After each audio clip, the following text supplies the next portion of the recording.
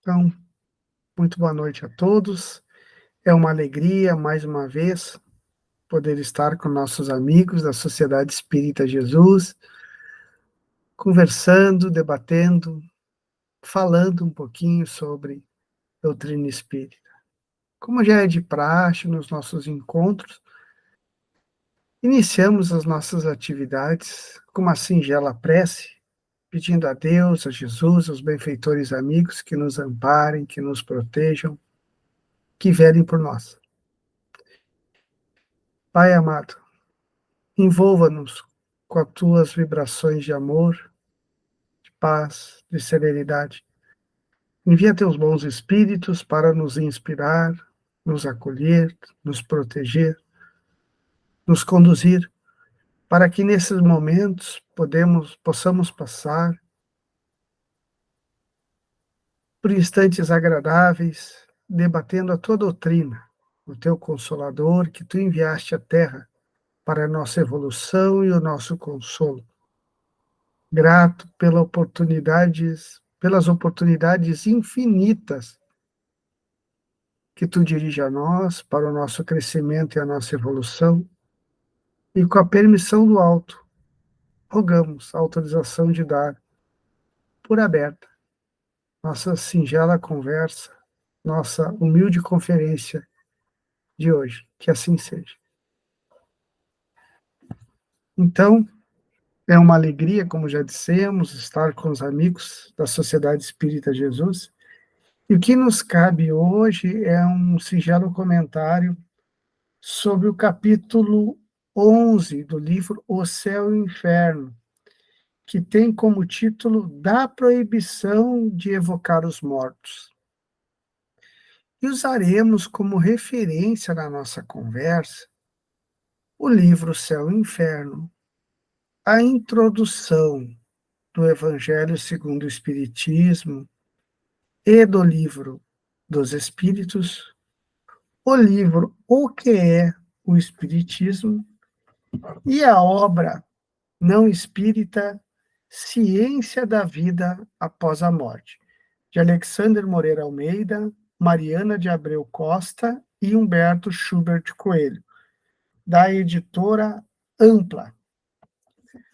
Bom, como os irmãos bem sabem, a doutrina dos espíritos, ela veio da mediunidade. Na metade do século XIX, era bastante frequente nos salões da Europa as pessoas se reunirem para saraus, para encontros sociais, numa época onde as diversões, os meios de entretenimento eram mais escassos. Então as pessoas se reuniam nas casas de algum anfitrião, onde ali se faziam sarais, salões de leituras, né? Se banqueteavam com algumas guloseimas. E nesse período, começaram a acontecer nas casas o que nós conhecemos hoje por fenômenos das mesas girantes. Pequenas mesas, usualmente de 3 pernas e tampos redondos, ganhava vida como se movimentasse por uma força invisível, como se tivesse vontade própria, sem que as pessoas a tocassem, ou apoiando levemente os dedos nesta mesa, ela se movimentava com movimentos erráticos e fazendo barulhos, sinais de pancadas, estabelecendo aí um diálogo, uma comunicação. Esses fenômenos ganharam os jornais e revistas da Europa, tendo grande repercussão e atraindo a curiosidade de muitas pessoas, era vista como um jogo, um brinquedo. Até que, por volta de 1850, um pedagogo francês chamado Hippolyte Léon Denisard Rivail foi convidado a assistir uma dessas sessões por um amigo seu, um magnetizador, um discípulo do médico austríaco Franz Anton Mesmer, que Kardec conhecia, o senhor Fortier, e de quem tinha uma boa impressão, o considerava uma pessoa séria. Kardec, então, na casa da Madame Plane-Maison, conhece, assiste pela primeira vez o fenômeno conhecido como as mesas girantes. Mas o seu olhar crítico, o seu olhar questionador do professor Rivaio, faz com que ele tenha um olhar diferenciado, buscando as causas daquele fenômeno. Ora, se uma mesa não tinha nervos, não tinha músculos, como ela poderia se movimentar e mais de uma forma inteligente? Descartada a fraude e o charlatanismo, Kardec buscava a causa, a origem desses fenômenos. Após uma criteriosa pesquisa, Hippolyte descobre que eram os espíritos, nada mais do que as almas dos encarnados, que movimentavam aquelas mesinhas, retirando fluidos dos encarnados que encontravam naqueles salões residenciais, estabelecendo aí um diálogo com os espíritos. Kardec vai aplicar a essa relação entre encarnados e desencarnados um método científico que já surgia naquela época, usando a lógica, a análise. Uma análise de amostras criteriosamente, buscando fontes de vários médiuns de lugares distintos e que não se conheciam, buscando a concordância de informações nas mensagens dos espíritos. Após tudo isso, Kardec via o que era concordante, o que era respondido de forma igual ou bastante semelhante em lugares diferentes por médios diversos. A essas informações concordantes, Kardec passava pelo crivo da razão. A esse método, Kardec chamou de controle universal do ensino dos espíritos. Então, a doutrina espírita vai surgir em 1857, com a publicação do Livro dos Espíritos, desses cadernos, desses estudos, dessas respostas que Kardec vai organizar, vindo de vários lugares da Europa e fora da Europa, analisando e estudando à luz da razão. Então, a doutrina espírita, ela vai vir da mediunidade. Então, tanto que a mediunidade é um dos princípios básicos da doutrina espírita, juntamente com a crença de Deus, inteligência suprema, causa primária de todas as coisas, da imortalidade da alma, da sobrevivência do espírito após a destruição do corpo físico, da pluralidade das existências, da doutrina da reencarnação. Unimos infinitas vezes ao corpo físico com a finalidade de progresso e evolução. Da pluralidade dos mundos habitados. Existem vidas em outros mundos que são escolas de progresso e de evolução. Da lei de causa e efeito, ou lei do retorno, onde todo o bem ou o mal que praticamos retorna a nós como consequência. E da lei de progresso, onde somos criados simples e ignorantes, e a cada mergulho na carne, e a cada experiência do plano espiritual, crescemos em sabedoria e em sentimentos. Resumidamente, esses são os princípios da doutrina dos espíritos, tendo a mediunidade, a comunicabilidade entre os planos como um dos pilares principais. Então, a doutrina tem sua origem nos estudos mediúnicos, nos estudos acerca da mediunidade. E é muito importante que a mediunidade, que já era praticada desde a antiguidade, na China milenar, no Egito antigo, pelos gregos, pelos judeus, pelos mais variados povos, com a doutrina espírita, ela ganha um aspecto de seriedade. Pelo rigor, pelo método científico aplicado e pela pureza de propósitos a que se destina o intercâmbio com os espíritos, nunca objetivando frivolidades, futilidades, interesses mesquinhos, pueris de cunho material, mas o consolo dos corações, o conhecimento e o estudo, e a caridade e a prática do bem no consolo aos desencarnados. Kardec vai aplicar ao intercâmbio entre encarnados e desencarnados a ética cristã, a doutrina de Jesus,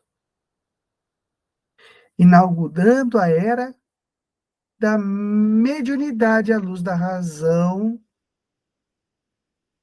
mas iluminada pelos princípios cristãos. E na metade do século passado, quase 100 anos após a publicação de O Livro dos Espíritos, onde o pensamento materialista arrefeceu um pouquinho, principalmente nos centros acadêmicos, área de bastante interesse, a mediunidade começou a ser estudada e a pesquisada.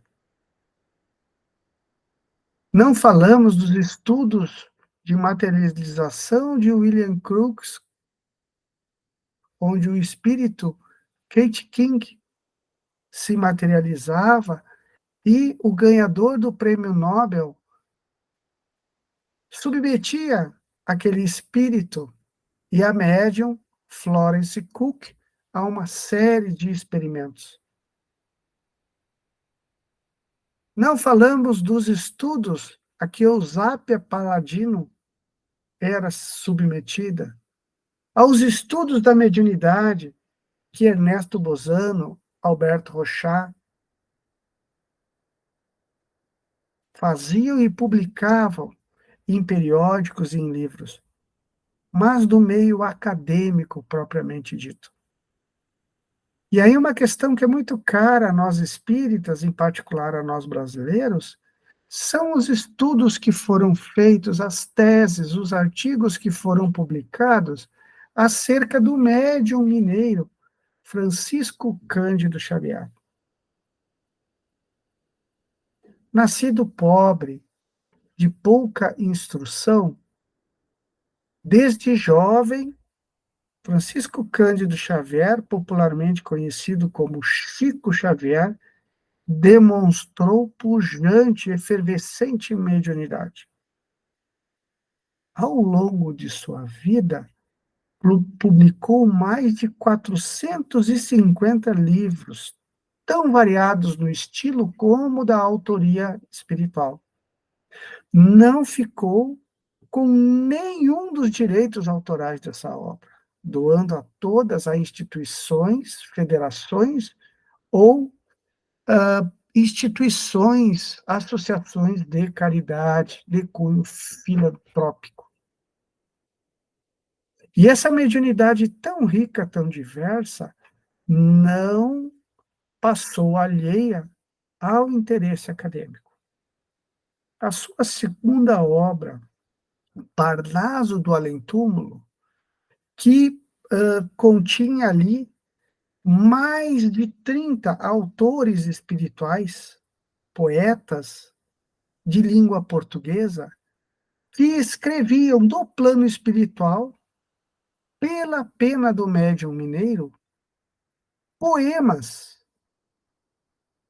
ao seu estilo, ao seu modo de quando estavam encarnados.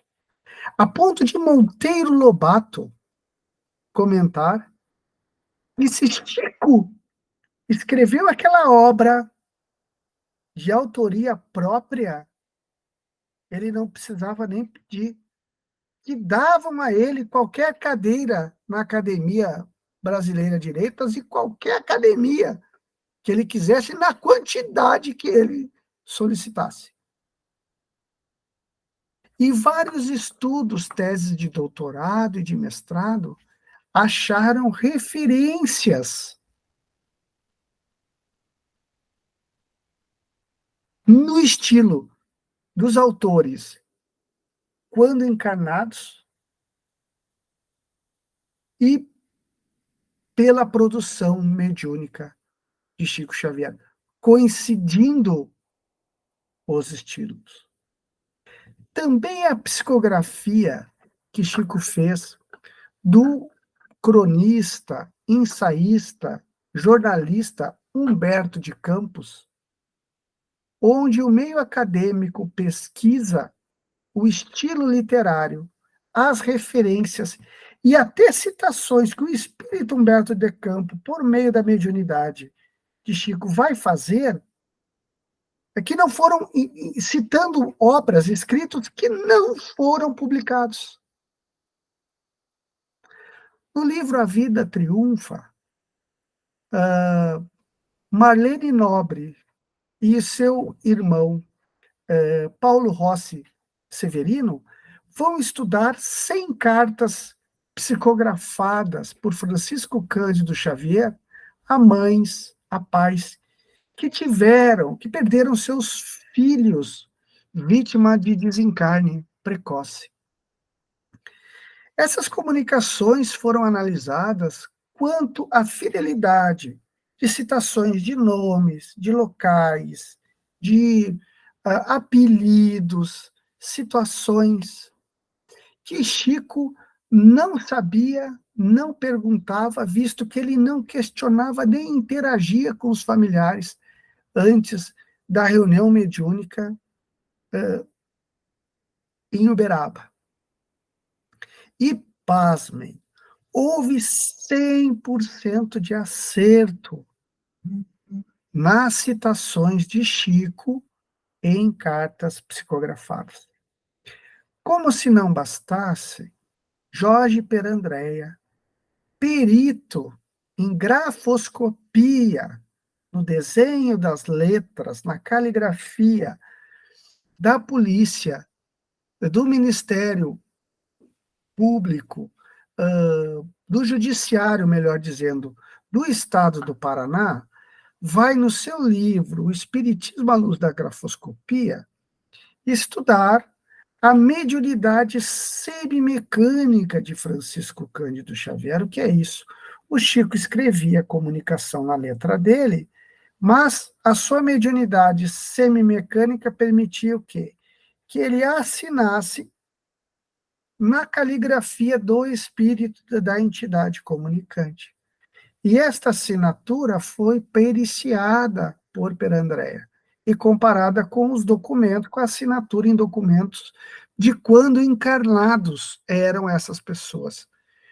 E, pasmem, né, houve concordância na assinatura das entidades quando vivas e a assinatura psicografada pelo Chico.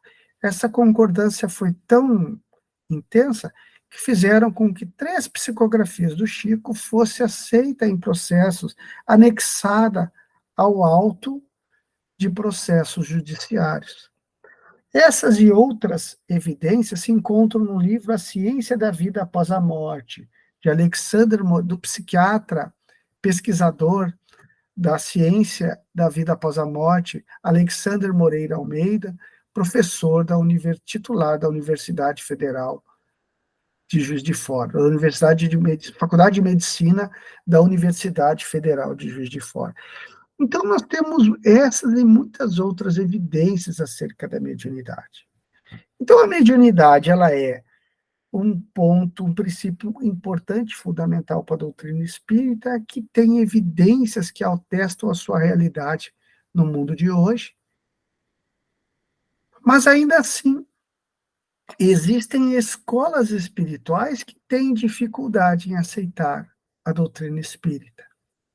O catolicismo, a Igreja Católica, a religião predominante no Brasil, segundo os últimos censos demográficos, até recentemente tem tido uma postura favorável à mediunidade.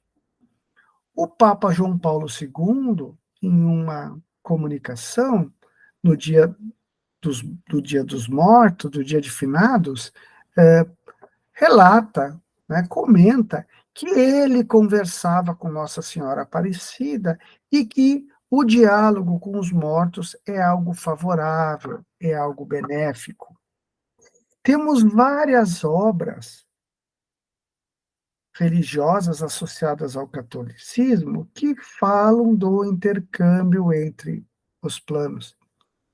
Inclusive um Globo Repórter, em que a repórter da Globo e os Scamparini, correspondente na Itália, entrevista monges, autoridades religiosas, que pesquisam a mediunidade dentro do Vaticano, que tiveram parecer favorável à realidade mediúnica. Talvez os maiores opositores hoje estejam no campo das religiões evangélicas, que atestam que a realidade mediúnica não está dentro das práticas cristãs, que, na verdade, são demônios ou entidades sobrenaturais negativas que se comunicam se fazendo passar pelas entidades e mais, evocam a proibição de Moisés, dizendo que na Bíblia, nos evangelhos, há uma proibição da mediunidade. Inclusive com algumas traduções recentes da Bíblia, dessas escolas, algumas traduções associadas a algumas correntes evangélicas, inclusive mudando termos, colocando espiritismo e mediunidade, temas que foram cunhados, que apareceram somente no século XIX, na boca de profetas e do próprio Moisés, né? Questão bastante perigosa, que entra no rol de adulterações, a que esses irmãos, a seu tempo, terão que responder. Mas o que nós temos? O que aparece nas Escrituras? Pois bem, nos Evangelhos não existe proibição alguma acerca da mediunidade, muito pelo contrário. Jesus praticou a mediunidade quando, na transfiguração no Monte Tabor, os apóstolos Tiago, João e Pedro viram Jesus se comunicando com os espíritos de Elias e de Moisés.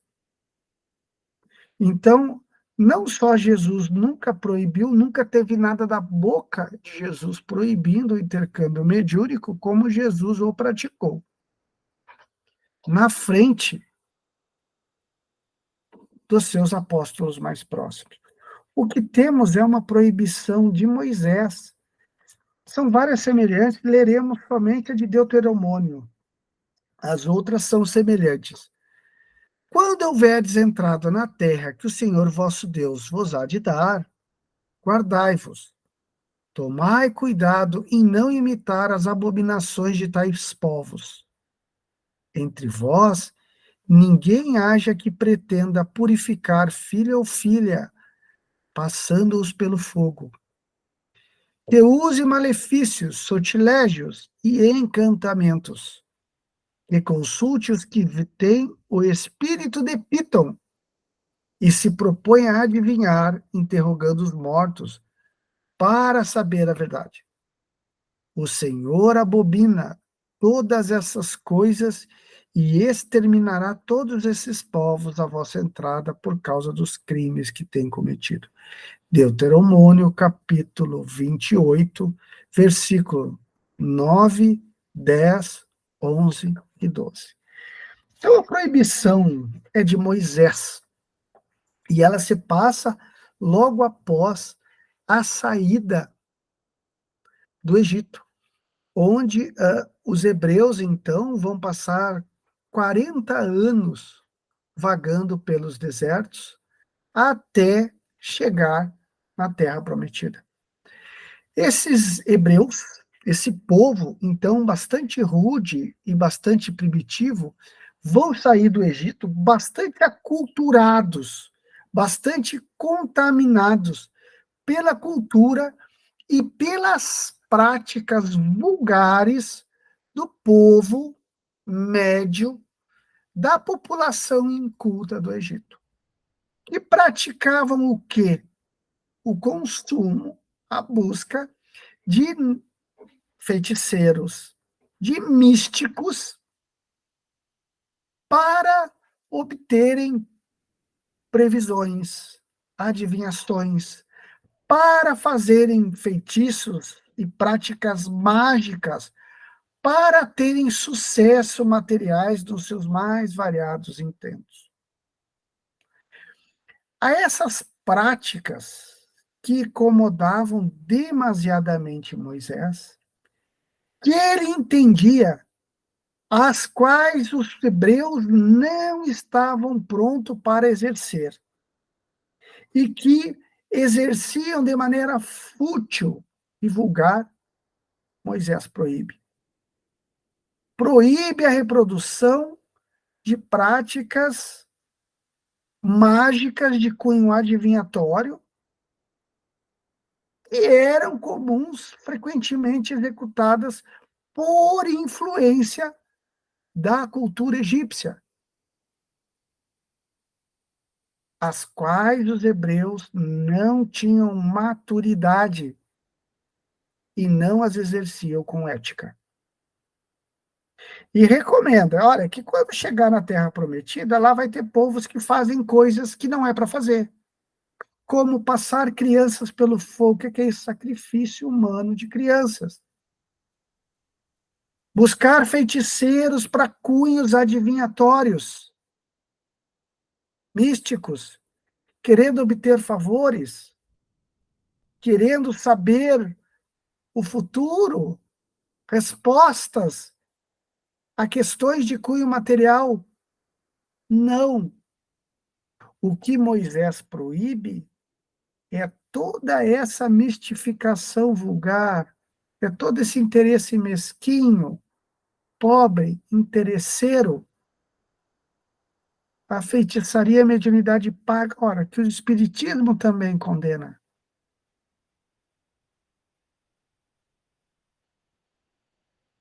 Então, o que Moisés proíbe é que os hebreus, crianças espirituais que eram, povo imaturo,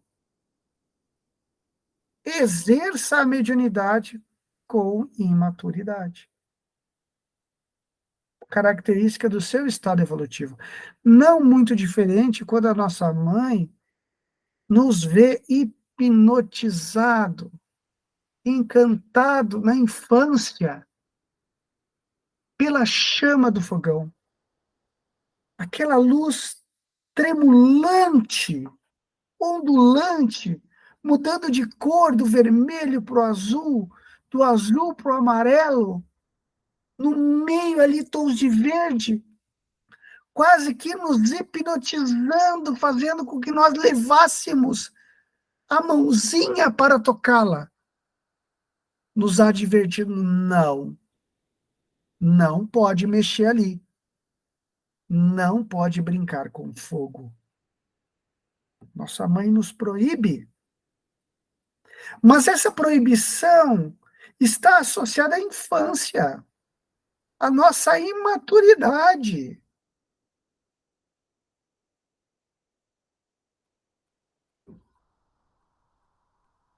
Não é uma sentença para a vida toda. É uma sentença pontual, temporal, para o nosso estado de infância. Senão, não poderíamos preparar nossos alimentos, nos aquecer e exercer várias profissões que têm o fogo, o calor, a chama como instrumento de trabalho.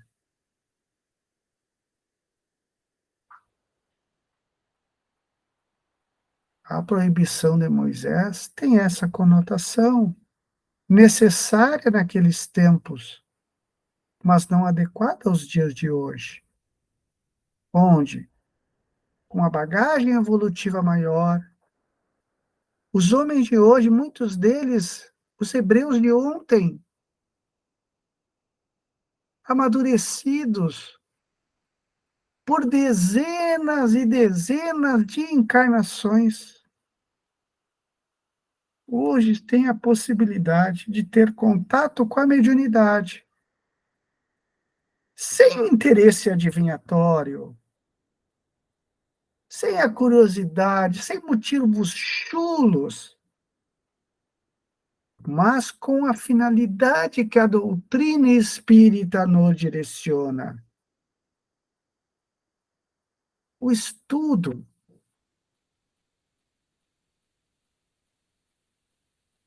a aprendizagem,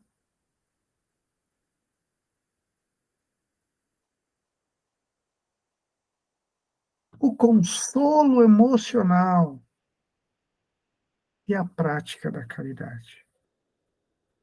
Até porque o termo evocar, que se nós pegarmos os dicionários, quer dizer chamar, atrair mentalmente, convocar entidades sobrenaturais ou espíritos, no nosso caso seria chamar, atrair mentalmente as entidades com quem se quer comunicar ou com quem se deseja o intercâmbio. A prática da evocação, hoje, nas reuniões mediúnicas, ela está quase em desuso. Nas reuniões mediúnicas, as entidades que se comunicam dentro da prática espírita séria, dentro do que é preconizada pelas obras sérias e os documentos norteadores da doutrina espírita, não recomendam a evocação. Quem decide quais entidades vão se manifestar, em que ordem, em que sequência, por qual médium, são os espíritos. E a equipe espiritual responsável pela reunião mediúnica. Não evocamos mais, não chamamos, porque as reuniões mediúnicas de hoje têm um caráter assistencial, um caráter de auxílio, sendo quase um pronto-socorro de almas.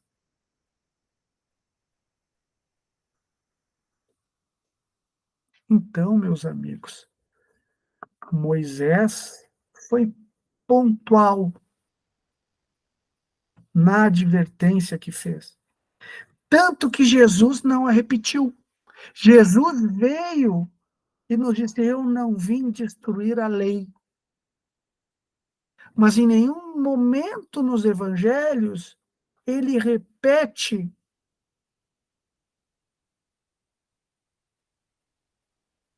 as advertências tão rígidas de Moisés.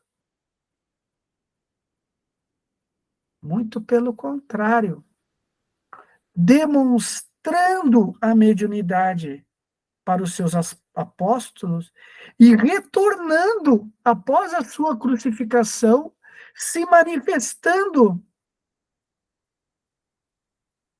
para os cristãos por meio da mediunidade.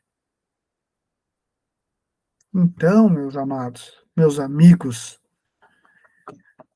a proibição mosaica teve um caráter pontual, temporal. Hoje, desde que nos preparemos, desde que busquemos o conhecimento, desde que na busca desse conhecimento nos equilibremos, nos harmonizemos dentro do mínimo necessário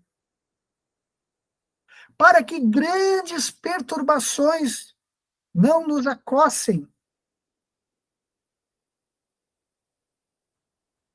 e tenhamos um norte ético, uma motivação de cunho superior,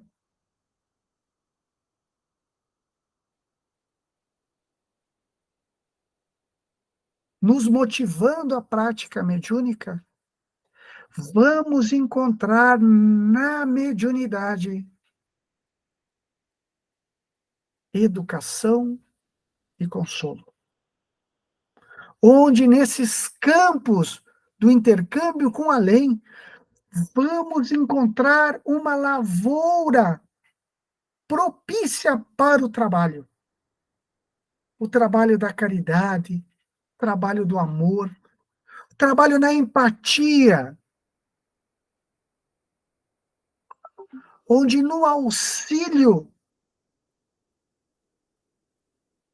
a nossos irmãos, vamos nos educando, nos sensibilizando, nos humanizando e vendo na realidade mediúnica a comprovação prática dos estudos, das leituras, dos conhecimentos que amealhamos na nossa caminhada até o momento.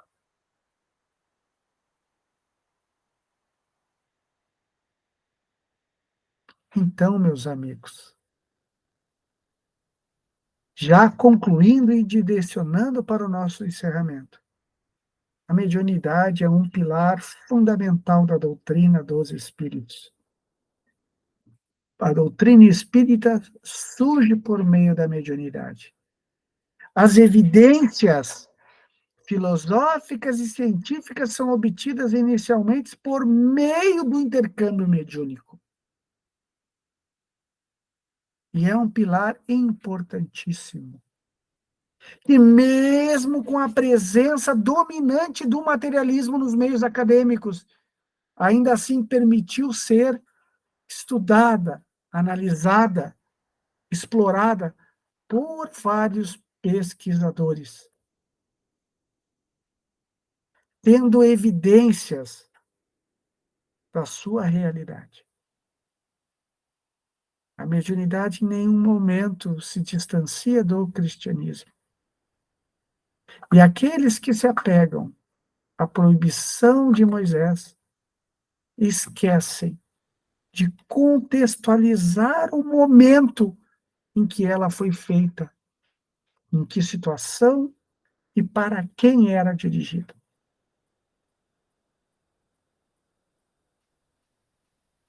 As advertências do legislador hebreu não cabem, não são necessárias, não coadunam. As proibições, melhor dizendo, do legislador hebreu não estão em sintonia com a realidade evolutiva da humanidade de hoje. Que não só foi estimulada por Jesus, como sob a égide do Cristo, foi permitido o que Sir Arthur Conan Doyle, na história do espiritismo moderno, relatou como uma invasão organizada dos espíritos no século XIX, mantendo pelo século XX, chegando nos dias de hoje. Que possamos todos, meus irmãos, absorvermos essa sagrada fonte de ensinamentos espirituais e de luzes, que é a mediunidade, mas com responsabilidade, com conhecimento e com ética. Aí sim, empoderados do conhecimento espírita, em sintonia com a ética cristã, temos aí uma carta e uma bússola segura para desbravando a mediunidade colhermos frutos de caridade e de progresso. Que Deus nos abençoe, que a espiritualidade amiga nos ampare e nos proteja, hoje e sempre, e que possamos todos absorvermos, seja num livro psicografado, seja em contato com a prática mediúnica de maneira mais forte, mais direta, absorvermos a mensagem que consola e o ensinamento que educa, vindo do alto, para acalmar nossos corações e alimentar nossas mentes. Um forte abraço, que Deus nos abençoe e nos ampare, hoje e sempre, e que a espiritualidade amiga nos ilumine. Como é de praxe, convidamos os irmãos a encerrarmos com uma prece. Pai amado, envolva-nos em tuas vibrações e que possamos todos, inspirados pelos nossos mentores, pelos nossos amigos espirituais, por Jesus, seguirmos firmes na nossa jornada de progresso e de evolução, caminhando a passos largos, desviando das pedras e dos obstáculos, das armadilhas e dos pântanos do ego e do personalismo, para caminharmos junto a Ti, para no Teu aconchego e na Tua luz nos banquetearmos de espiritualidade e de amor. Gratos por mais uma oportunidade, desejamos aos irmãos momentos, dias de muita paz. Fiquem com Deus, um forte abraço.